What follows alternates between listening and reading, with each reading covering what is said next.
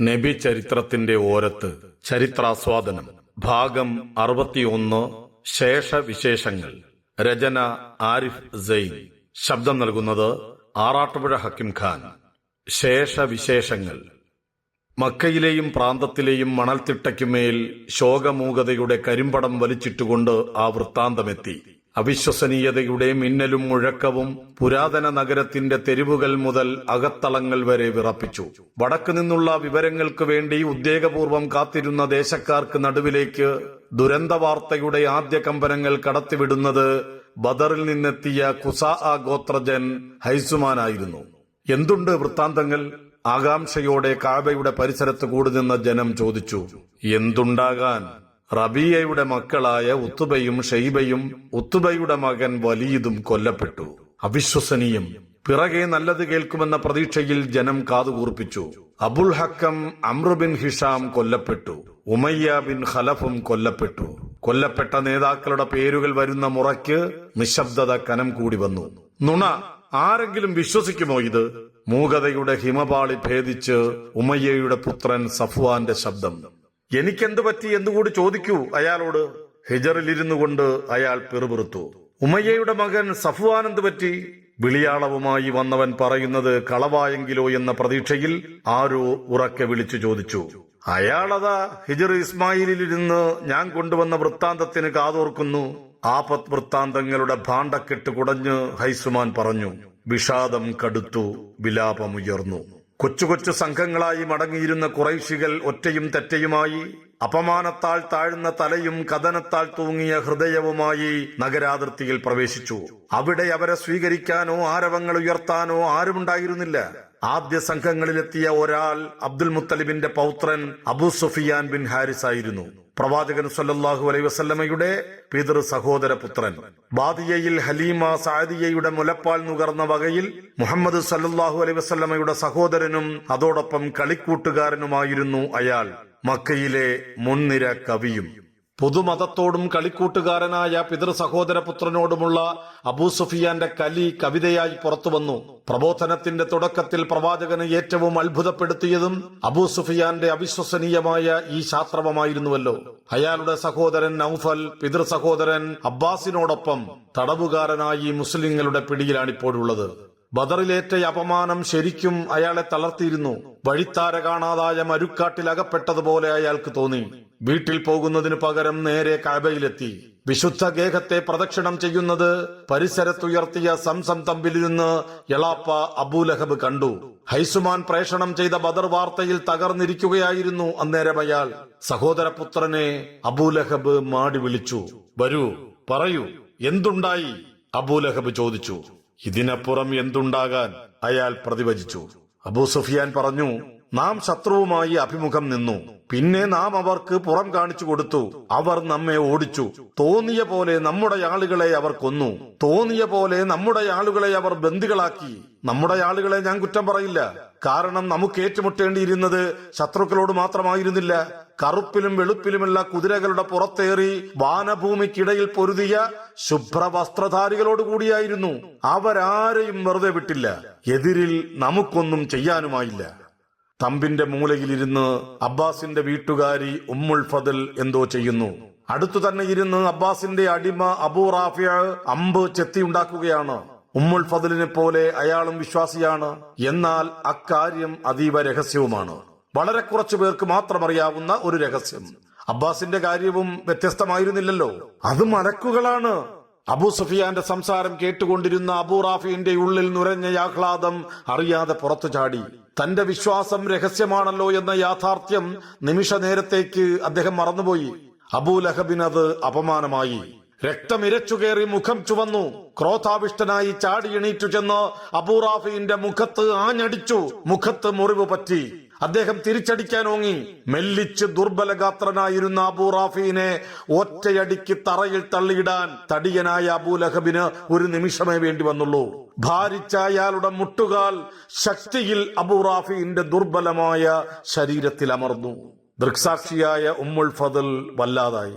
അവർ നോക്കി. തമ്പിന് മുട്ടുകൊടുത്തിരുന്ന മരക്കഷണം വാരിയെടുത്ത് ഓടിച്ചെന്ന് ഭർത്തൃ സഹോദരന്റെ തലയ്ക്ക് ആങ്ങിയോങ്ങിയൊരടി. അയാളുടെ മണ്ടയിലെ തൊലി നീങ്ങി രക്തം പൊടിഞ്ഞു.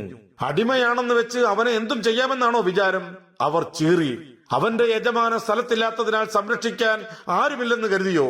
സഹോദര പത്നിയുടെ ഓർക്കാപ്പുറത്തുള്ള അടിയേറ്റ് അപമാനിതനായി അബൂലഹബ് വീട്ടിലേക്ക് മടങ്ങി. ആ അപമാനത്തിൽ നിന്ന് അയാൾ പിന്നീട് കരേറിയതുമില്ല. മദീനയുടെ അകത്തളങ്ങളിലേക്ക് ആഹ്ലാദത്തിന്റെ അലകളെറിഞ്ഞ് ബദറിൽ നിന്നുള്ള വാർത്ത മദീനയിലെത്തി. വീണ്ടും ഒരു കൂടിച്ചേരൽ സാധ്യമാകാത്ത വിധം ചിതറിപ്പോയിരുന്ന ഖുറൈശി സേനയ്ക്ക് തിരിച്ചു വരാൻ സാധ്യമല്ലെന്നുറപ്പായപ്പോൾ മദീനയിൽ വിവരമെത്തിക്കാനായി റവാഹയുടെ പുത്രൻ അബ്ദുള്ളയെയും ഹാരിസയുടെ പുത്രൻ സെയ്ദിനെയും നബി സല്ലല്ലാഹു അലൈഹി വസല്ലം അയച്ചിരുന്നു. അബ്ദുള്ളയും സെയ്ദും 2 ഭാഗങ്ങളിലൂടെ പ്രവാചകൻ സല്ലല്ലാഹു അലൈഹി വസല്ലമയുടെ നഗരത്തിൽ പ്രവേശിച്ചു. ജനങ്ങൾ ആഹ്ലാദപൂർവ്വം തെരുവുകളിലേക്ക് ഇറങ്ങി. വിശ്വാസത്തിന്റെ സമാനതകളില്ലാത്ത കരുത്തിനു മുമ്പിൽ സർവസന്നാഹ സജ്ജരായി വന്ന ഖുറൈശി സേന മുട്ടുമടക്കിയതെങ്ങനെ എന്നതിനെ കുറിച്ചൊരു വാഗ്മയ ചിത്രം അവർ നൽകി.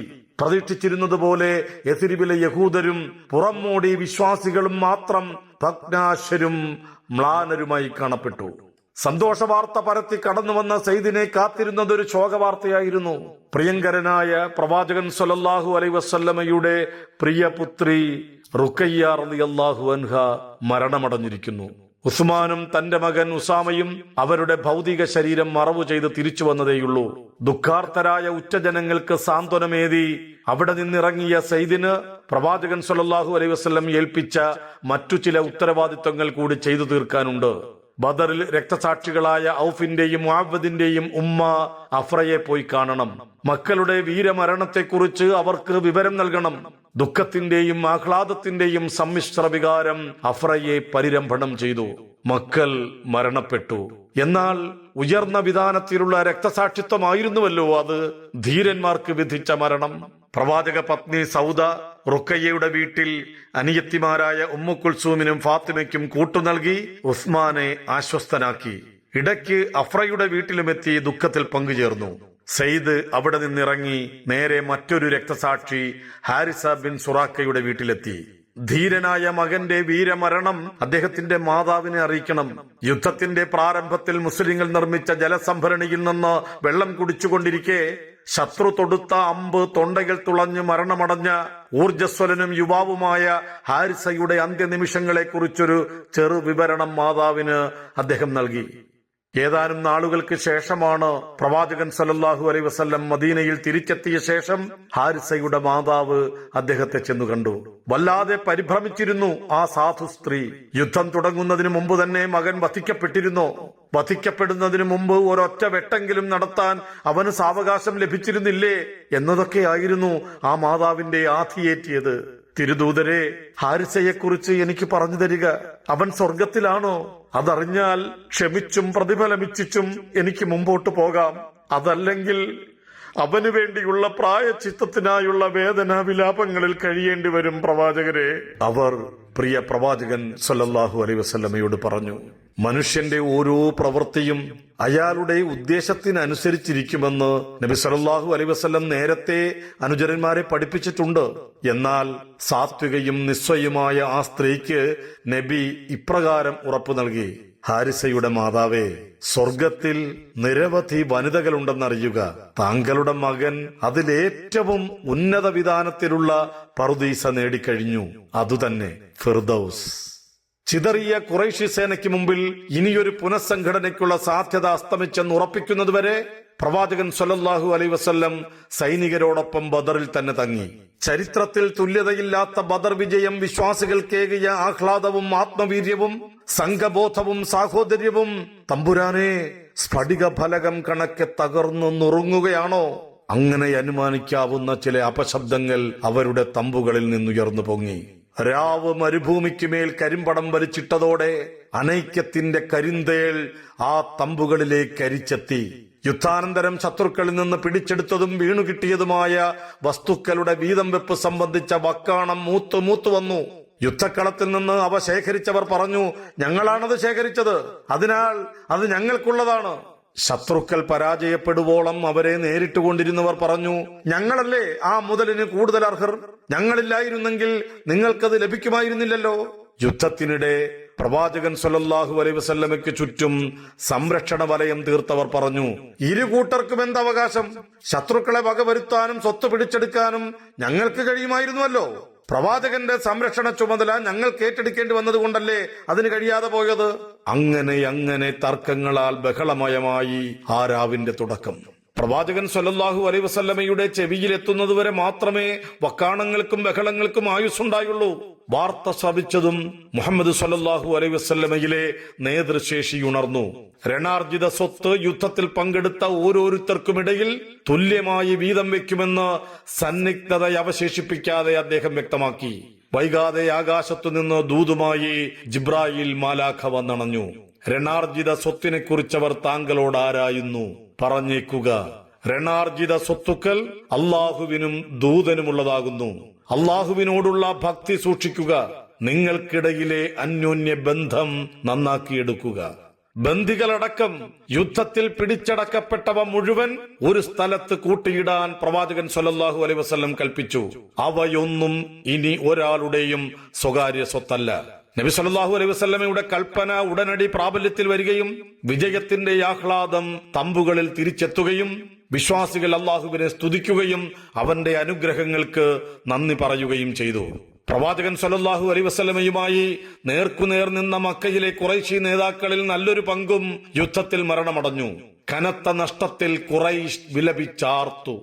അവശേഷിക്കുന്ന ഖുറൈശി പ്രമുഖരിൽ വരേണ്യത കൊണ്ട് 2ാം സ്ഥാനക്കാരൻ സുഹൈൽ ബിൻ അംർ അടക്കം പലരും ബന്ദികളായി. ബന്ധുത്വം കൊണ്ട് പ്രവാചകൻ സല്ലല്ലാഹു അലൈഹി വസല്ലമയോട് ഏറ്റവും അടുത്തു നിന്നവരും കൂട്ടത്തിലുണ്ട്. പിതൃ സഹോദരൻ അബ്ബാസ് ബിൻ അബ്ദുൽ മുത്തലിബുണ്ട്. പ്രവാചകൻ സല്ലല്ലാഹു അലൈഹി വസല്ലമയുടെ പുത്രി സൈനബിന്റെ ഭർത്താവ് അബുൽ ആസ് ഉണ്ട്. പിതൃ സഹോദര പുത്രന്മാരായ അഖീലും നൗഫലും കൂട്ടത്തിലുണ്ട്.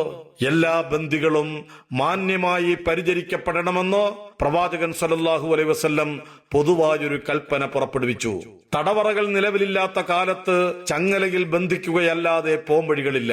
കനത്ത ചങ്ങലയിൽ ഞെരുങ്ങുന്ന പ്രിയങ്കരനായ പിതൃ സഹോദരനെ കുറിച്ചുള്ള യാഥയിൽ പ്രവാചകൻ സല്ലല്ലാഹു അലൈഹി വസല്ലമയുടെ കണ്ണുകളെ തഴുകാതെ ആ രാത്രിയിലെ ഉറക്കം മാറി നടന്നു. തിരിയുകയും മറിയുകയും ചെയ്യുമ്പോൾ വേദനിപ്പിച്ചും കൈകാലുകളിൽ മുറിവേൽപ്പിച്ചും കലപില കൂട്ടുന്ന ചങ്ങലക്കണ്ണികളിൽ അസ്വസ്ഥനാകുന്ന അബ്ബാസിന്റെ അടക്കം രോദനം പ്രവാചകൻ സല്ലല്ലാഹു അലൈഹി വസല്ലമയുടെ ചെവിയിൽ പുഴുപോലെ പറ്റിക്കിടന്നു. തന്റെ സുരക്ഷയെക്കുറിച്ചുള്ള ഉത്കണ്ഠയിൽ അബ്ബാസ് ബിൻ അബ്ദുൽ മുത്തലിബിന്റെ പൂർവ്വകാലത്തെ എത്രയെത്ര രാവുകളാണ് നിദ്രാവിഹീനമായതെന്ന് അള്ളാഹുവിനെ അറിയൂ. അബൂതാലിബ് ചെരുവിലെ ഒറ്റപ്പെടലിൽ കൂടെ നിന്നതു തൊട്ട് അക്കബയിൽ വെച്ച് യഥരിബിൽ നിന്നുള്ള സംഘത്തോട് തന്റെ സുരക്ഷ ഉറപ്പാക്കിയത് എല്ലാം അപ്പോൾ പ്രവാചകൻ സല്ലല്ലാഹു അലൈഹി വസല്ലമയുടെ മനസ്സിലൂടെ കടന്നുപോയിട്ടുണ്ടാകണം. പായ വിട്ട് എഴുന്നേറ്റ് ചെന്ന് എളാപ്പയുടെ ചങ്ങലയുടെ മുറുക്കം അയച്ചിടാൻ അനുചരരോട് നബി സല്ലല്ലാഹു അലൈഹി വസല്ലം കൽപ്പിച്ചു. എല്ലാ ബന്ദികളുടെയും ബന്ധുക്കളിൽ നിന്ന് ഈ പരിഗണന അവർക്ക് ലഭിക്കുകയുണ്ടായില്ല. മുസാബ് ബിൻ ഉമൈർ ഇതിനിടെ തടവുകാരനായി പിടിക്കപ്പെട്ട സ്വന്തം സഹോദരൻ അബു അസീസിനെ കടന്നുപോയി. അയാളെ ബന്ദിയായി പിടിച്ച അൻസാരി അവിടെ ഇരിപ്പുണ്ട്. അവന്റെ കയ്യിലെ ചങ്ങല നന്നായി മുറുകിക്കോട്ടെ. അവന്റെ ഉമ്മ സമ്പന്നയാണ്. അവർ നിങ്ങൾക്ക് മോചനദ്രവ്യം തന്നോളും. മുസാബ് റളിയല്ലാഹു അൻഹു പറഞ്ഞു.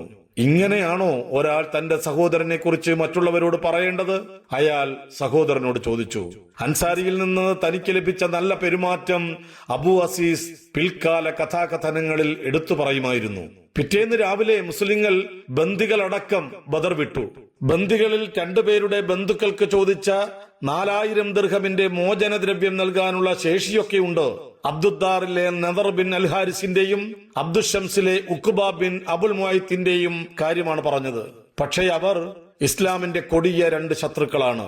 അവരെ മോചനദ്രവ്യം സ്വീകരിച്ച് വിട്ടയച്ചാൽ പൂർവാധികം ശക്തിയോടെ വിശ്വാസത്തിനും വിശ്വാസികൾക്കുമെതിരിൽ വെറുപ്പും വിദ്വേഷവും പ്രചരിപ്പിച്ചുകൊണ്ടിരിക്കും.